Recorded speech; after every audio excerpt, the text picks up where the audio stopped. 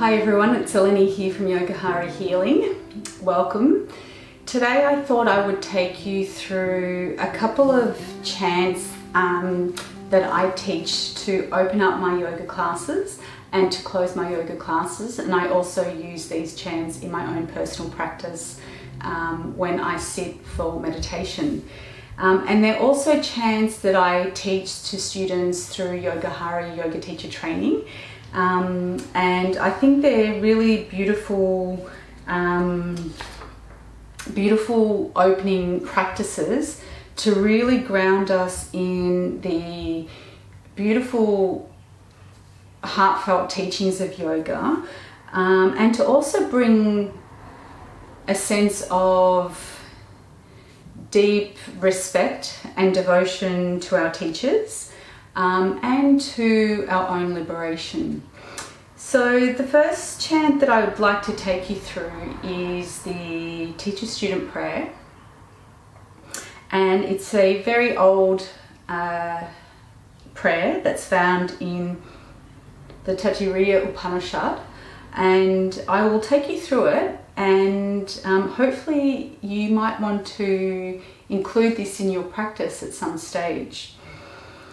So what we'll do is we'll sit in our opening meditation posture, and you can do this to open up all your yoga practices or your yoga teaching. So I like to sit in Siddha Yoni Asana, or if you like, you can sit in Sukhasana, which is just easy cross-legged position. Take some support underneath the buttocks, because when you're sitting in either Sukhasana or Siddhasana, you want the knees in line with the hips, or you want to have the knees a little bit lower than the hips.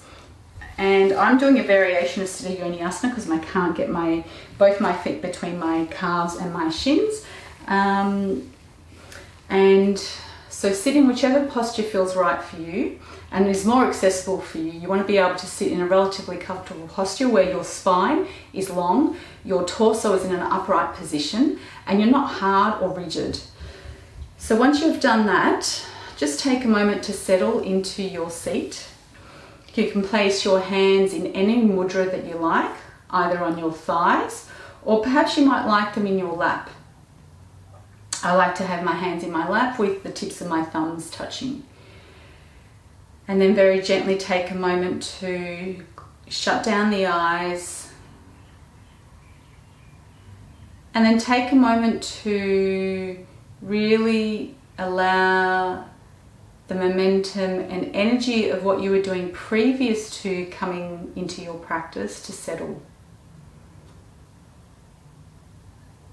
So just giving yourself a moment to shift that energy.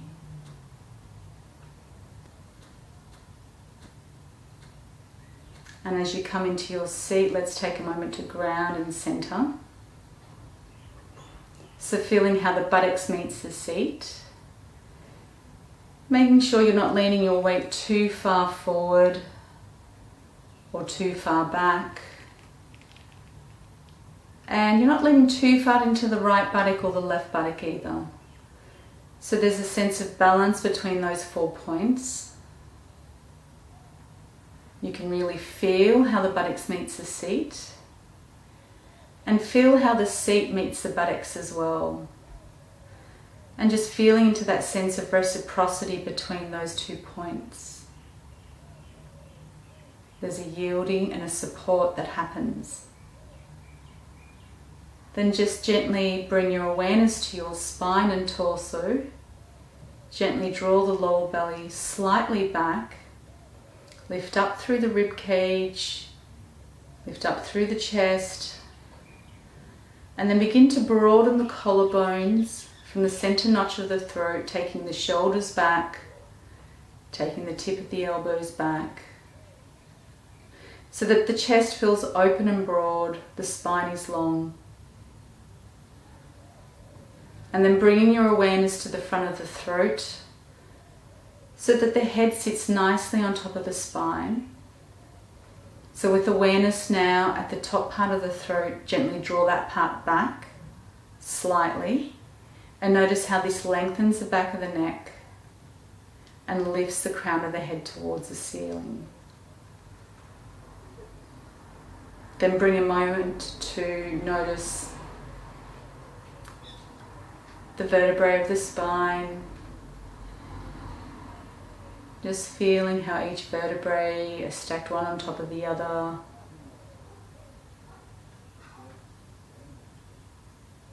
Very gently, softly, one on top of the other. Begin to soften the forehead, soften the temples, quieten the inner ears, and soften the inner gaze. Begin to draw the eyeballs towards the back of the head.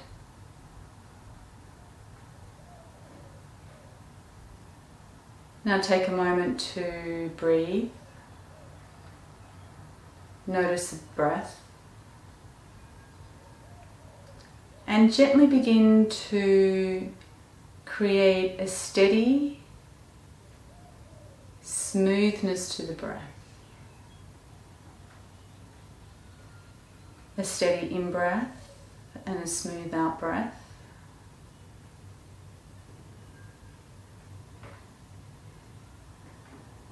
And with each out-breath, just softening any tension that you're holding in your body, in your shoulders.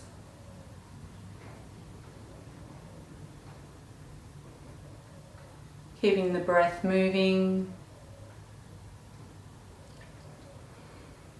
And then we're gently going to take the hands together into a prayer position in Anjali Mudra.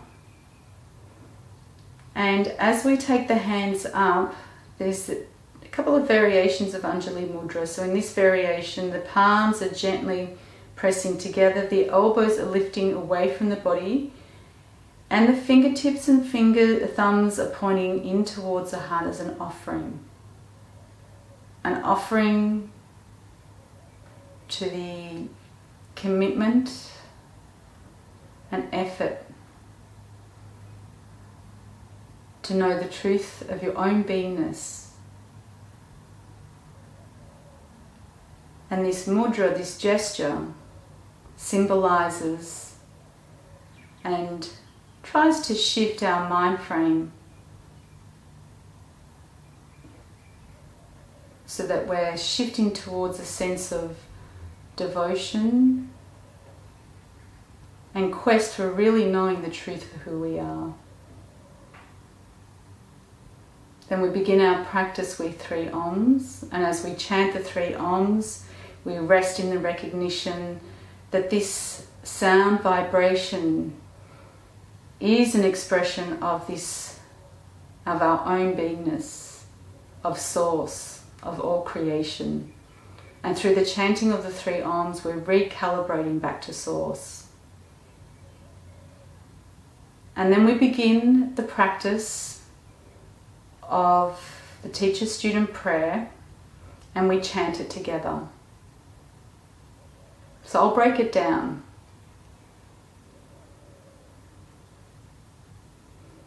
We're going to chant 3 Oms and the teacher-student prayer.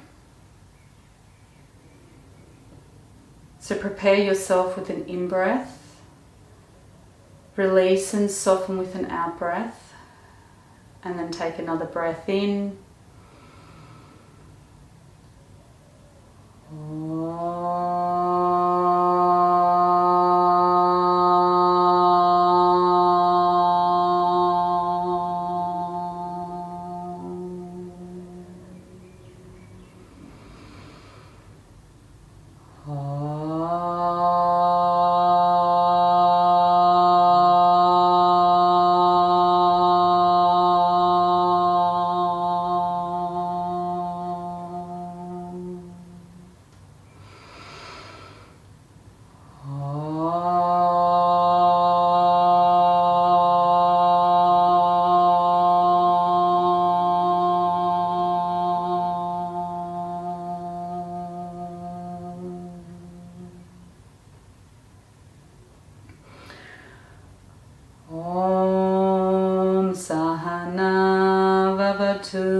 Sahana Bhunaktu Saha Viryam Karvavahai tejasvinavaditamastu ma vidvichavahe.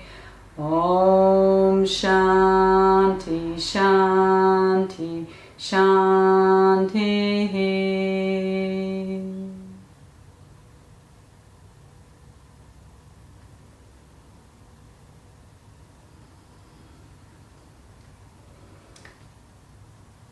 So a little translation of that teacher-student prayer.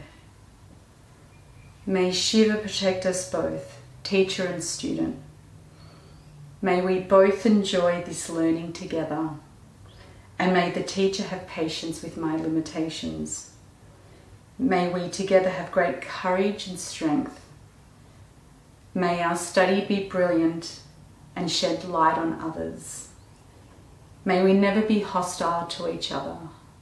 Om, peace, peace, peace. So when you chant that prayer, if you're a practitioner or a student of yoga, it's really nice to bring into your awareness before you chant it your teachers or teacher, heart teacher, or guru who you may be working with, and bring them into your heart mind just before you embark on this teacher-student prayer. As a teacher, I like to bring into my awareness both my heart teacher and all the teachers that I've had the blessings of to really grow from the practice of yoga and to really share their knowledge with me. But I also like to bring into awareness all the students, and of course I can't think of every single student that I've worked with, but just my awareness of being a teacher of yoga and sharing the teachings in the best way that I know how with my students, and the exchange that we have. And often we may not agree with each other on certain things, but there needs to be a loving awareness between the two, and I guess to realize that we have our limitations, and part of the yogic path is to break free of those limitations. And this teacher-student prayer is just a really beautiful reminder of that. And I think it brings you into the correct heart space to be able to start your practice with, or even start your teaching with, if you're teaching yoga, and to share with your students. So that's how I open each of my classes. I also will go through the closing chants that I include in my practice and in my teaching. And I usually just do a shortened version of the Shantipata Mantra, which is the peace mantra, and I usually just chant the last line. I chant it 3 times, and I think I chant it, I don't know if it's traditionally chanted 3 times, I don't think it is, but I chant it 3 times because I'm not chanting the whole mantra, but I just really allow the vibration and meaning of the mantra to resonate in my heart mind. And I think the repetition really keeps that vibration growing in my heart mind. So that last line of the Shantipata Mantra is, may all beings be happy. Loka samasta sukhino bhavantu. So in all beings, for all beings in all the realms, be happy. And then I chant the Maha Mrityunjaya, and the melody I chant it with, I learnt from my teacher, Dhamma Bodhi from Trika mahasiddha yoga tradition, and you can always look him up and find him on YouTube as well. And it's a beautiful melody, very soft, heartfelt melody that I love. The mantra is very old, it's a Vedic mantra, it's been chanted continuously for over 4,000 years. It's a very powerful healing mantra. So you can chant it for healing benefits, but you can also chant it for liberation. And we always chant the last, depending on how many repetitions you do of it, but I always like to chant, as I've been taught, the last one for my own liberation. So I really encourage you to learn this mantra and to chant it with the awareness for your own liberation, your own growth, and for your own self-revelation. So how about we just get into it, and then we chant it with, so we chant the last line, we chant the peace mantra, we chant the Maha Mrityunjaya Mantra, and then we do a few mudras where we chant Hari Om, and we place those mudras at different centers, head, throat, heart, and we do that to allow the mantra to empower these 3 centers of body, speech and mind. And then we complete it with Shanti, which most people know what Shanti means, peace, peace, peace, chanting it 3, an Om and 3 Shantis. And then we just say Shivo'ham, and Shivo'ham means I am that essence, and it's a really beautiful mantra to complete your practice. And if you practice this regularly, you'll feel yourself really dropping into the yearning of what this mantra evokes. In my experience, there is a deep, deep yearning that gets ignited, and it's a beautiful mantra to end on. So I'll stop talking now and we'll just go straight into it. So this time we're going to bring our palms into Anjali Mudra, but rather than take them in towards the heart, we're pointing the fingers outwards, and we're doing that in the second variation of Anjali Mudra in this Blessing Power Mudra. So what we're doing is we're gathering all the good energy, all the love, all the devotion, all the, merit of our good practice and our own dedication and self-effort to knowing the truth of who we are. And when we engage in these practices, I don't have to tell you, if you practice yoga regularly, if you meditate regularly, if you chant regularly, so much comes up and wells in your heart, so much love and so much yearning and so much truth, to really know who you are. And it is so strong, and there's a fullness that comes with that. And really what we're doing is we want all beings to touch into that space. We want all beings to have that experience, because we know what it gives ourselves, what it gives us. So we're going to take all that, we're going to gather it, and then we're going to send it out as a blessing to all beings in all the realms. And that's why we place our hands in this variation, elbows gently down, fingertips pointing out. So now just gently coming back into that comfortable upright seated posture in Anjali Mudra with this Blessing Power Mudra.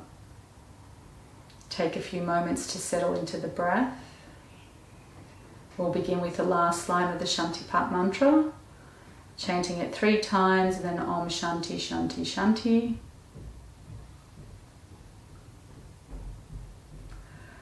Loka samasta sukhino bhavantu.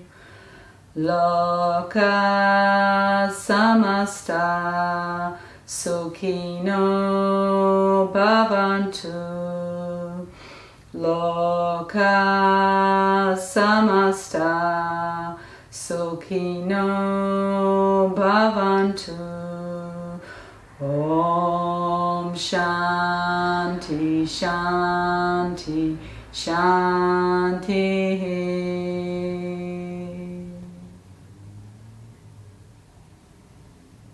And now the Maha Mrityunjaya Mantra. And if you like, you can really bring into your heart space a deep commitment to your own liberation. Om Triambakam Yajamahe Sugandim Pushtivardanam Shivamiva bandhanat Mrityo mukshiyam amritat. Om Shanti Shanti Shanti.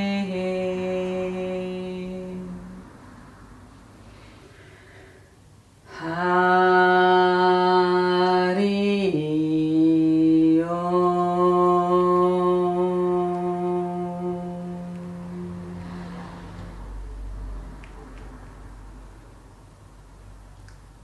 Tatastu Shivo'ham, Shivo'ham, Shivo'ham. May it be so. I am that essence. I am that essence. I am that essence.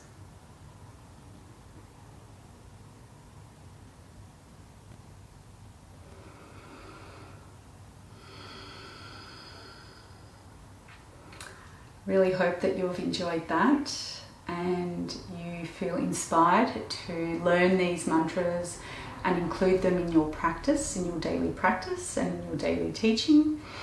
And just a reminder too that if you're also interested in joining Yogahari Yoga Teacher Training in Melbourne, it begins on the 18th of March 2023, so a few weeks away. If you want more information, contact me, info@yogaharihealing.com. And thank you for joining me again, and I hope that you're really enjoying these videos. Fantastic. See you soon.